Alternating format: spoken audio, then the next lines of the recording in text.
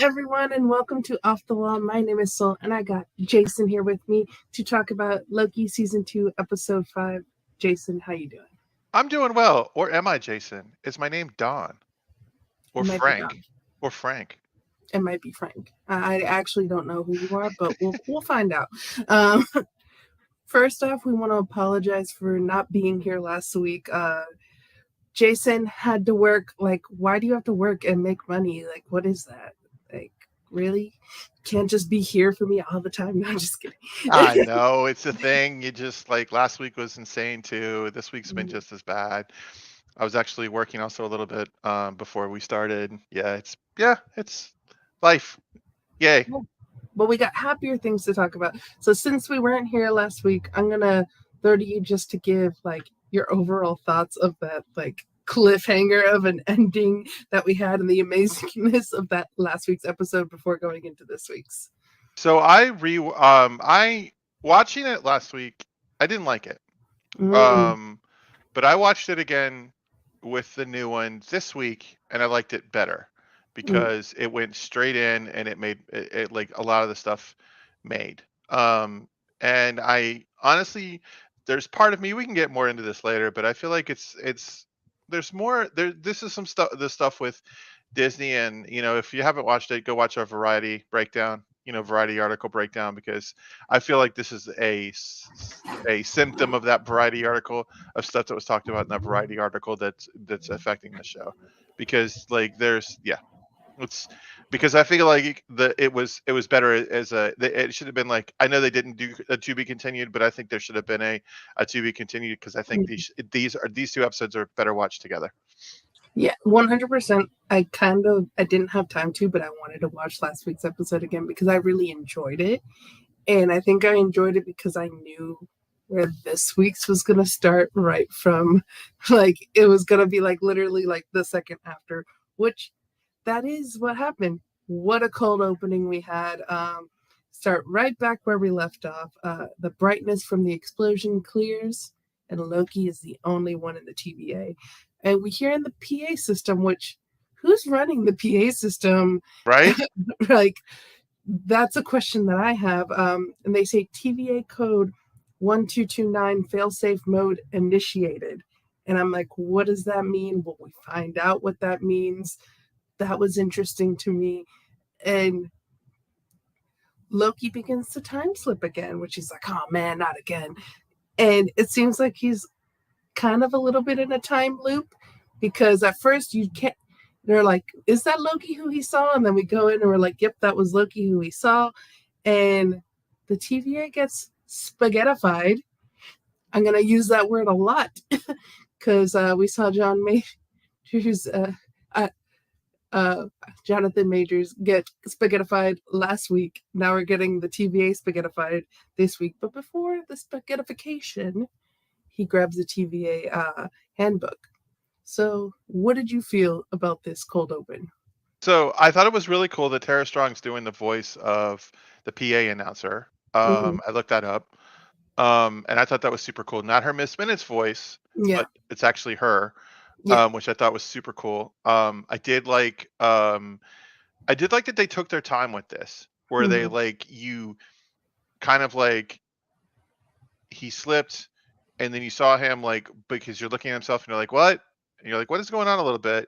And then he slipped again, and then it like, but this time it's from the other perspective of like Mm-hmm. him actually walking in and picking up the TVA, and he's going like hello. And then I honestly, like, there's somebody that's there that's got to have a some stock in Chef Boyardee, because there is a ton of spaghetti that gets thrown all over this. So spaghettified is a perfect word. I don't care if it might not be a word, but it is now. It's been Spaghettified, definitely. spaghettification. Hey, Yeah, I in yeah. my Google Docs, spaghettified. It did not correct me. Didn't put the red line underneath.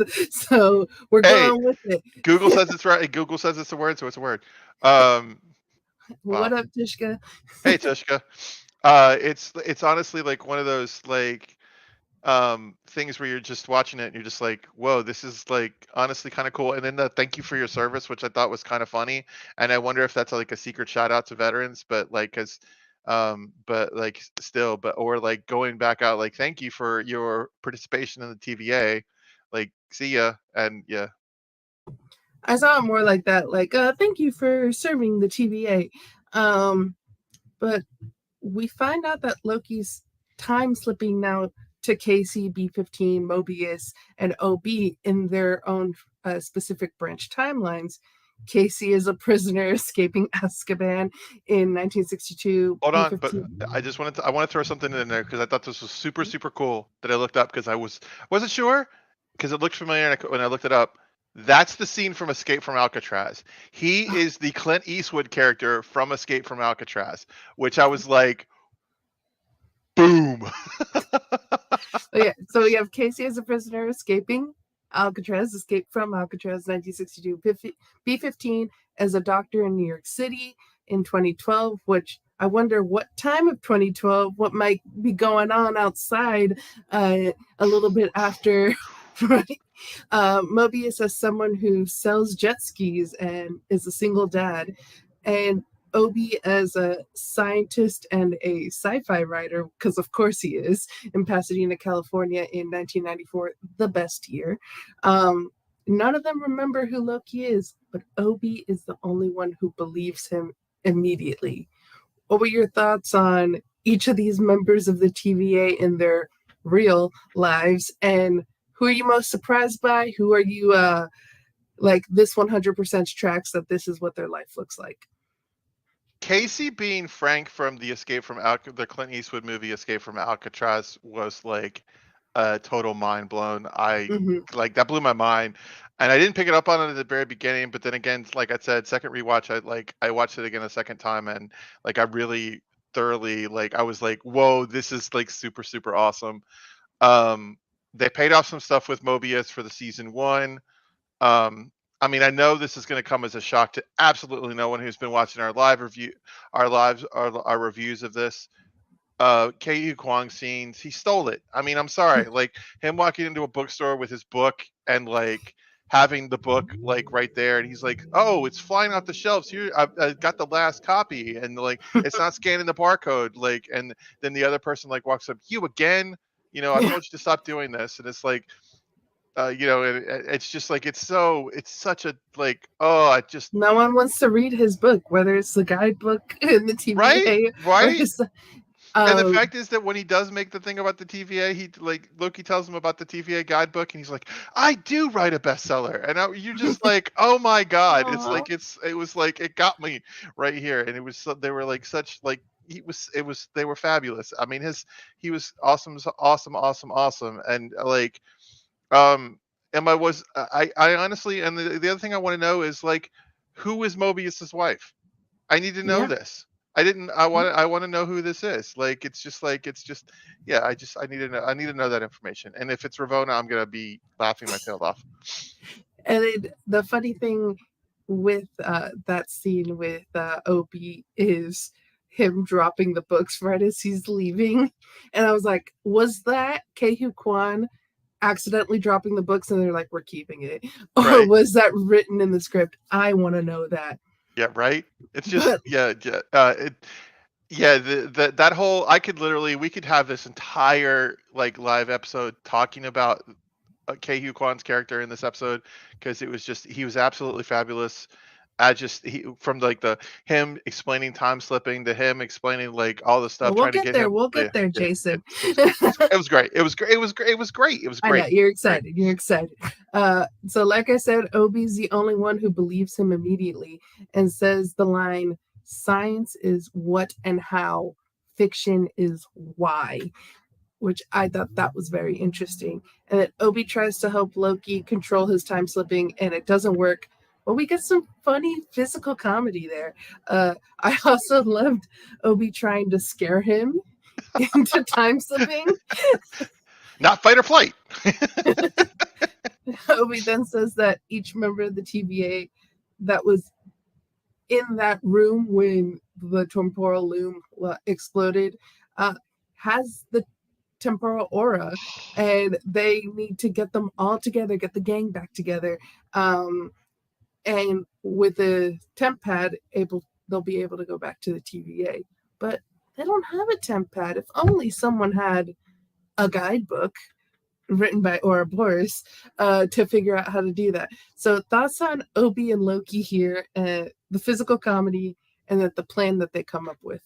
Honestly, the fact the like honestly the line of the episode is got to be science is, what and how, and then and fiction is why. It's just it's a absolutely fabulous written line. Like, I don't normally give MCU writers credit, but whoever wrote that line needs to like do it. And honestly, I'm gonna say it wasn't an MCU writer. That was Ke Kwang just saying it right off the bat. We're just Come gonna on, I give him. gotta give him some credit. Okay, fine. I'll give him this one. I'll give him this one. But Ke Kwang, the him walking up with a little light prod, like poking him a little bit, going like, "All right, not this, not shock stimula, blah, not fight or flight." Like it was just, it's so him, and it's just such a great thing for it's Mm, his character in a nutshell. And I think, like, honestly, he's been Ke Kwang, as we've been saying since the beginning. Ke Kwang is the all star of this season. It's probably one of the reasons why I'm honestly, if I have to like say that I like this season or not, he's the reason why why I do, just because he's fabulous. He's absolutely mm, fabulous. And I even love the pen, because I was wondering for a mm, second, the pen and the cup. I was trying to figure out what that meant, and then all of a sudden, just the way he did it mm. was perfect. It was well done. So Loki time slips back to Mobius, and we find out that his wife is long gone. So again, who's his wife? And Mobius doesn't believe Loki at all and is about to hit him over the head with a wrench until Obi shows up with a working gigantic temp pad. And Loki's surprised he was able to figure it out so quickly, but turns out it wasn't that quick. It was several months, and his wife left him. So who's Obi's wife? Right? The delivery of the line was so funny because it was just kind of deadpan, and it was like, wait, does he actually have a wife? And because it didn't seem like someone, like his character at the beginning being like a sci-fi writer and a scientist and having that room, you wouldn't think automatically, oh, this guy has a wife. So, but obviously wife leaves him. um and Loki says they can bring him back to this. Oh, I skipped in my notes. Mobius agrees to leave with them, even though he doesn't want to leave his boys. And Loki says that he can bring them back to this moment so the boys would never know that he was gone. But Mobius says, I would know. And that I was like, ah. Oh. And it brings me back to Mobius, like earlier in the season, saying that he doesn't want to know about his life on the timeline, not because of the possibility of it being bad, because what if it was good and then he'd find out what he missed out on. And so he's like, I'd rather not know and just live here in the TVA happy as a clam. um Thoughts on this, and what do you think happened to Mobius's boys on whatever branch timeline the Mobius we knew was originally taken from? And what about these wives? Right? What about these wives? I need it to be Michelle. I need the Obi's to be Michelle Yeoh. I need, like, um, you know, Mobius is to be Renslayer. Like, it's honestly like, but I forgot a line. I forgot a lot. Another one of my lines that I really really liked. I love how he like Ob, like, deadpanned. The fact is, oh yeah, my day job is I'm a theoretical physicist at Caltech. And it's just like, and then Yeah. And Loki's like, well, but what? And it's just like, and then later when he does the whole, yeah, again, it's that wonderful delivery of like, oh, my wife's, yeah, I've been gone for 19 months. My wife left me. I lost my job. I've been working in my bunker, and it was just like, and you're just like, what? This is perfect. It's just, yeah. But there's a lot of like references to snakes and circles and stuff like that, which I'm finding kind of interesting. Um, No, Ouroboros. yeah. Ouroboros, back you have the snake reference later with Mobius's kids. Um, it's just it's and he only agrees to go back when his kids were in danger, and it was a way to save his kids. So it was a very parental parent thing for him. Like, it's, yeah, it's on par, and it's just like, it's on Yeah. par with the character. But, oh, and one line that I did like that Mobius delivered in this was A jet ski is a dirt man is a thinking man's dirt bike, which I thought was fabulous. Yeah. So it was great. And But then, yeah.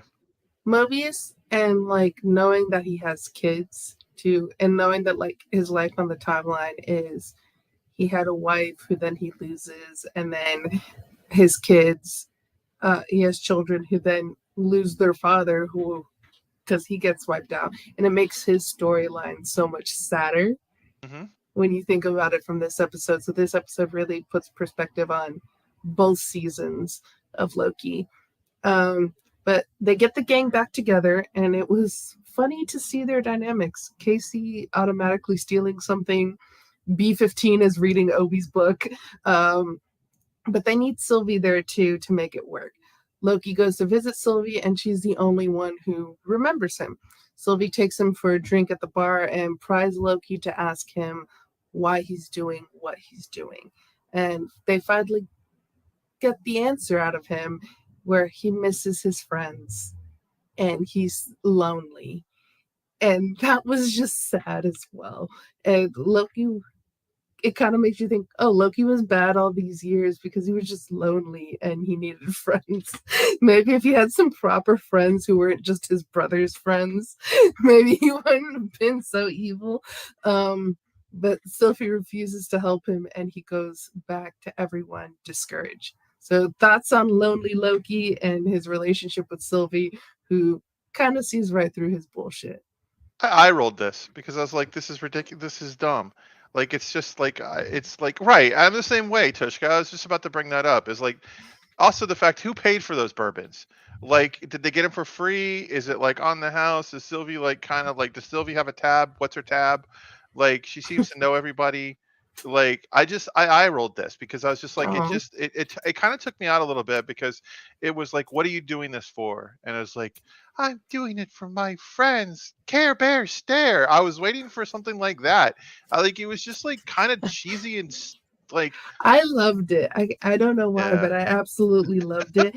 And I think it's because he's like, I'm doing this to fight against King. I'm doing this to save the TVA. I'm I'm doing doing this it for all for the reasons love. he's supposed to do it.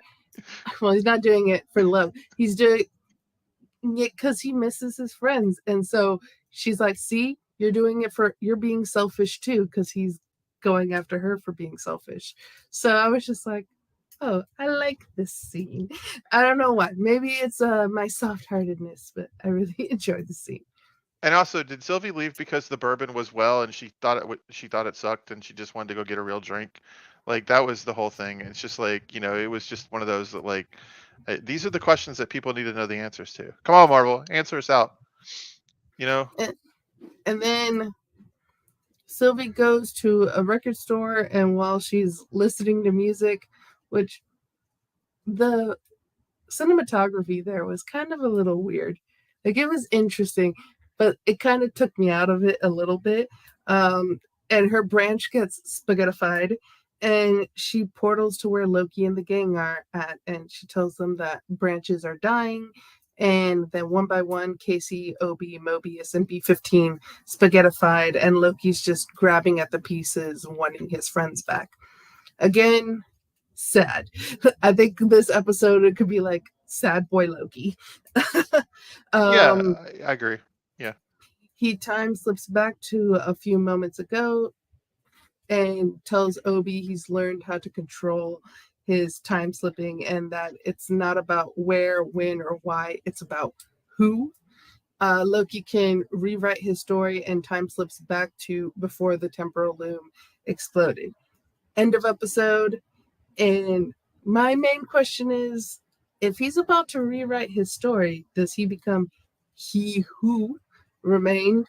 And how is Loki going to write his story? What is it gonna be like? How is this season going to end? Are we going to be disappointed in the last episode again? I think it's gonna be eh, first off, I want to do the whole entire thing where like honestly, um the episode was again, it was very good and it was going, and then some of the cinema, as you said, the cinematography was a little weird. like we're supposed to automatically care about this like music guy that's giving her a record that Right. she's listening to. I feel like there's stuff with Sylvie that was filmed that we didn't get Right. because a lot of her story It seems like it's is missing. not is miss a lot of her story seems missing or we're not getting it. So like the stuff with Sylvie always seems out of place where like the stuff with Loki and Mobius and OB all is really good. Right. Like we first see her before Loki shows up. The first, like Loki before Loki shows up, like she has like a. It looks like she's carrying like a McDonald's bag, and she sets it on her car on her truck, and you see the McDonald's bag spaghettify, but then nothing else does. And then I was just like, wait a second. So like, okay, so it's like it's partly something's happening, but then Loki shows up and they do the whole bar scene, and then they move on to the, you know, Sylvie walks away and goes into the record store, and then little pieces. Now, I will say this: the special effects on the, like how the The spaghettification. all the spaghettification was going on was like really cool. I thought it was like it was super cool because like the way the glass did it, and so you saw the window like completely open up. The way the coffee, like he was pouring the coffee and then the cup disappeared, so he's pouring coffee on the thing, and then all of a sudden the coffee disappears. But where it lost me, where he runs through like he's running through to Sylvie, like, and then Yeah. also Sylvie's got a working. How does Sylvie have a working tempad? Oh, that's He Who Remains Tempad that Oh, she stole in the last episode of last season and that she's been oh, using this okay. whole time. Okay. All right. I'll give him that one if that's it if that's Yeah, yeah. she's been Yeah. using that tempad this whole time. Okay. All right, Yeah. that would make sense because that would make it more powerful than Although others. it also looked like someone was coming into the music shop before the spaghettification. Yeah. So like for a second I thought maybe that was Kang Or Loki. or another Loki. It Right. could have, but I was literally like, is that Kang coming in because you see the cup go away, and you're like, ooh, is this about to be some Kang shenanigan? But then it was just spaghettification, and so we have a final episode that I have no idea where they're gonna go with this, and I have a thought because it would make a pretty good I have a thought where I think what might happen is Loki and Sylvie sacrifice themselves. hmm, At the or one of them will sacrifice themselves to do this, and they'll spaghettify, but they'll save the TVA first. So I like, and maybe feel like something. Loki becomes head of the TVA. Yeah, it's going to be something, but I'm wondering of like what will happen. Who's going to be the person that's going to end up? How are they going to get? It can't be Victor Timely because they're going to like. I feel like they're going to stop Victor Timely from walking out because that's it. Literally, he comes in right as Victor Timely's walking down the stairs. So I feel Hmm. like they're going to stop him from going out and getting spaghettified because he knows it's going to happen. So it'll be a very interesting finale. I'm so hope, love, and joy, praying that we like don't have a finale like last year, like last season. Like Yeah, it's these episodes have actually been pretty decent. Like yeah, I honestly like I said I feel like these two episodes 4 and 5 together are are or good. yeah are good are good. We're probably the better. I would probably see like probably the better of all of them so far. They're probably my two favorite.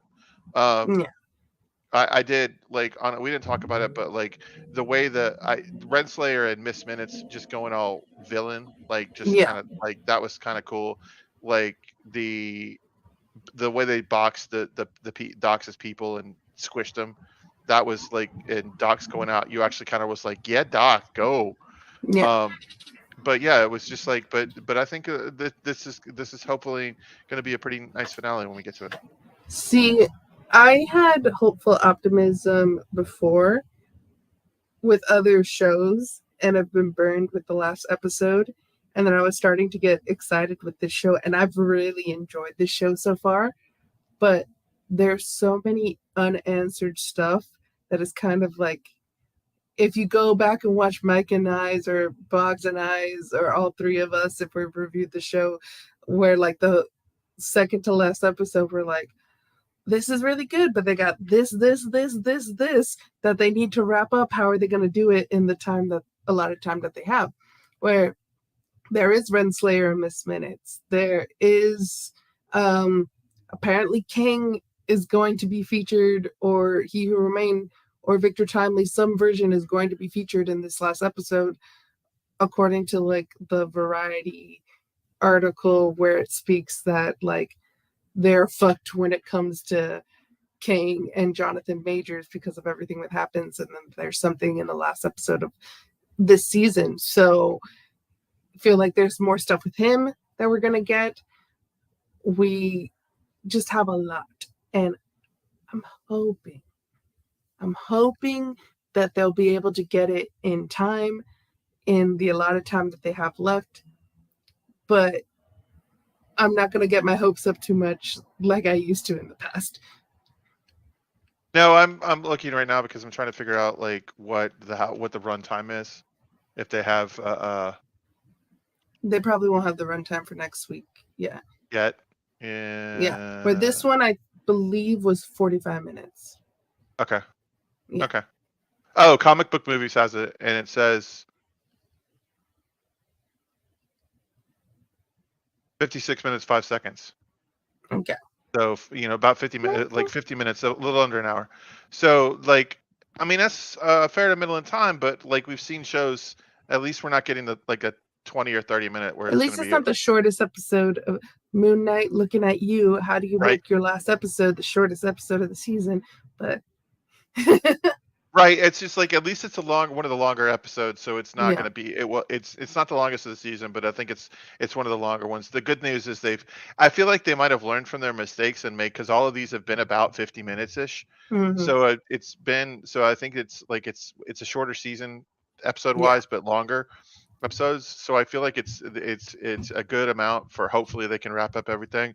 The main ones Yeah. I really need, I need I would love to have Ravonna, what happened to Ravonna and Miss Minutes, but what I secretly need is I really need to know like how they're going to wrap this up. And the Variety article I really hope is wrong.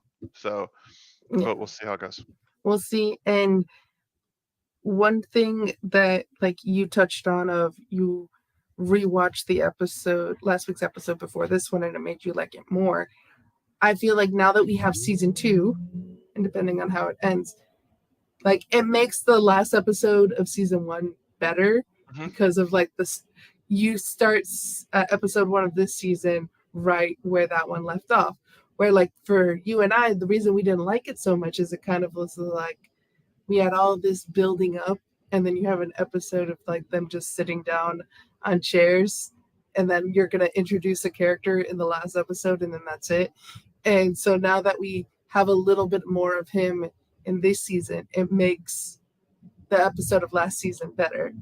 So I hope that if next week's episode is not good, if they have a season 3, it makes it better in hindsight when you're watching season 3, but it shouldn't be that way. Right. You were talking, and a thought popped in my head, because because when you introduce time travel into a show, it kind of like, and the ability of him be able to jump backwards and forwards, or go wherever he wants, it kind of scares me a little bit, because could they undo all of season 2 by having Loki time jump to this at the end of time and stop Sylvie from killing Kang? Like, could that be the episode? Like, could that be like, we can't stop the loom from exploding? So, oh wait, I'll just, and like, yeah, go do that, Loki. I was wrong. Like, I really hope that's not the case, because like it was one of the things about Endgame that kind of made like not a lot of sense, is like they use the quantum realm to time jump to like go and get all the stones, instead of actually going and beating, it was just, I know yeah. you don't like Endgame that much. My thing is, the fact is, I have like specific parts that I just don't like when you enter. Fair enough, And honestly, fair when enough. people say that, a line I didn't like was Back to the Future was bullshit. Nah. Back to the Future ain't bullshit. Back to the Future is like, you can't say that. But it's just like, I think it's one of those type deals where, like, when you introduce time travel into a show, or introduce as a trope, I feel like it can get dangerous really, really quickly. Yeah, And it's just one of those, like, yeah, yeah. Although instead of being too worried about next week, see what happens next hope, week, love, and and then joy. we can discuss it on whether it's good or not. I'm a little hopeful, and then at the same time not hopeful.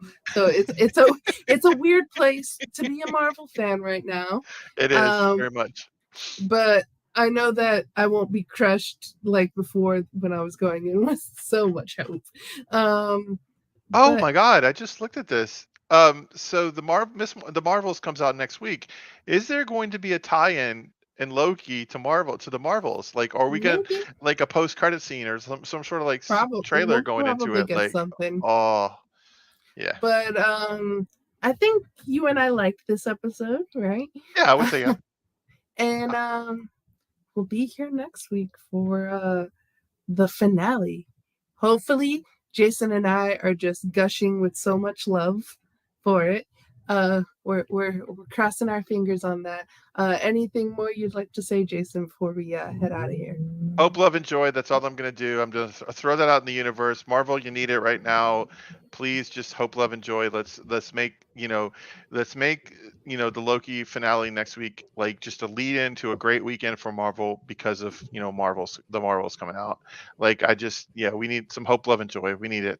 Come on, Marvel, you need some wins. And before we say goodbye, all in the game, but Infinity War was cleaner than Endgame. I can agree with that. Time travel, multiverse storylines just invites problems, plot holes. Loved the Echo trailer. I have Haven't not seen watched it yet. I have not haven't watched the seen it Echo yet. trailer. Yeah.